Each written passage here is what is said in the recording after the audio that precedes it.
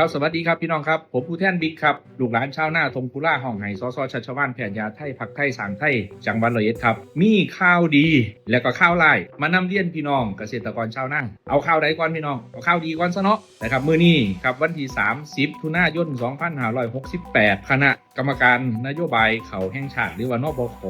นะครับก็ได้ประชุมแนวทางในการซอยเหลือพี่น้องเกษตรกรชาวนานะครับหน้าปีนี้มีนโยบาย40ซอยเหลือพี่น้องชาวนาออกมาแล้วนะครับถือว่าเป็นข่าวดีสำหรับพี่น้องหน้าปีนะครับข่าวดีก็คือว่าการเก็บเกี่ยวเฮานะครับชัดเจนแล้วเด้อครับพี่น้องปีนี้มีคือเก่าปี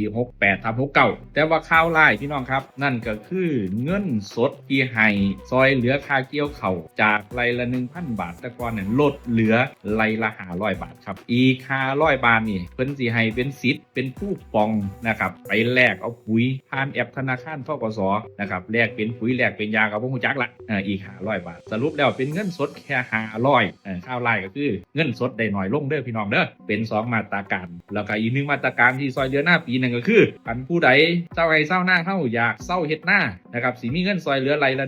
1,500 บาทนะครับปรับปรุงที่นาเปลี่ยนไปเฮ็ดแนวอื่นพอนะว่านี่คือข่าวสารที่มานำเรียนแจ้งพี่น้องถามผมเนาะผมยังมีความคิดว่าคันรัฐบาลที่สิซอยคิดที่สิซอยเหลือพี่น้องชาวนาสิ่งที่สิซอยได้นั่นก็คือซอยหาปัจจัยการผลิตให้เพียงพร้อมหาน้ำหาดินให้พร้อมลดราคาต้นทุนการผลิตให้มันต่ำกว่านี้คันเฮ็ดได้ในสิ่งที่ผมนำเรียนว่าหั่นบ่จำเป็นหรอกครับต้องมาซอยเหลือผมแต่คันตราบใดที่รัฐบาลยังซอยบ่ได้เฮ็ดบ่ได้หาน้ำบ่ได้ลดปุ๋ยบ่ได้เฮ็ดให้เขาราคาสูงกว่านี้บ่ได้ผมยังเชื่อว่าเงินซอยเหลือที่พี่น้องชาวนาเคยได้ไร่ละ 1,000 บาทบ่ต้องฮอด20ไร่คือยังสมัยก่อนก็ได้เอาแค่10ไร่คือยังปีที่ผ่านมาน่าสิตอบโจทย์พี่น้องเกษตรกรชาวนาหลายกว่านี้ครับเพราะฉะนั้นสิ่งที่จะนำเรียนพี่น้องก็คือความคืบหน้าที่รัฐบาลมีความชัดเจนล่าสุดณมื้อนี้มานำเรียนพี่น้องผมเชื่อว่าเสียงของผมคนเดียวมันดังบ่พอดอกครับแต่ผมก็สิพยายามสะท้อนเสียงแทนพี่น้องเกษตรกรชาวนาให้รัฐบาลฟังต่อไปว่าคันเจ้ายังเฮ็ดให้ปุ๋ยถือบ่ได้เฮ็ดข้าวสูงกว่า